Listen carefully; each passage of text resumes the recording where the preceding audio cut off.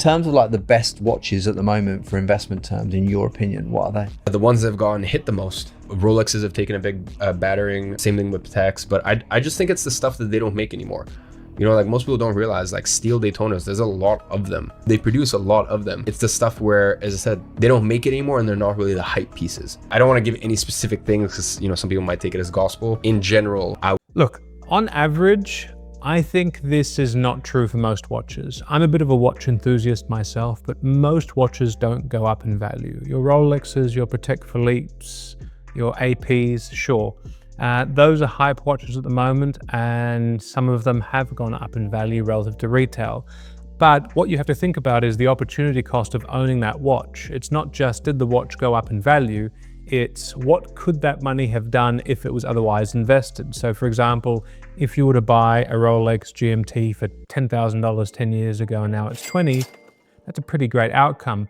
But is that the average outcome for the average watch? No. Is there any guarantee that'll continue in the future? No, not really.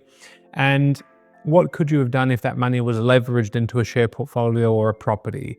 You would have received income on that. You would have received deductions on the interest costs for the leveraging, and probably over time, investments which are specifically geared towards growth will outperform things like the average watch. Okay, so again, most watches probably don't go up in value over time and they decrease relative to retail.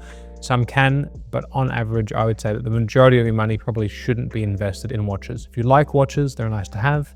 Buy a watch that you can enjoy and that you can afford, but don't primarily buy them as investments. I would avoid stuff that's still currently in production, in mass production. As I said, even when it comes to watches, I think they're going to come down a lot. Another thing, just on watches, like if you look at the value of an AP Royal Oak 3 years ago, it was double the price of what it is now. So again, be careful if you're buying on the secondary market.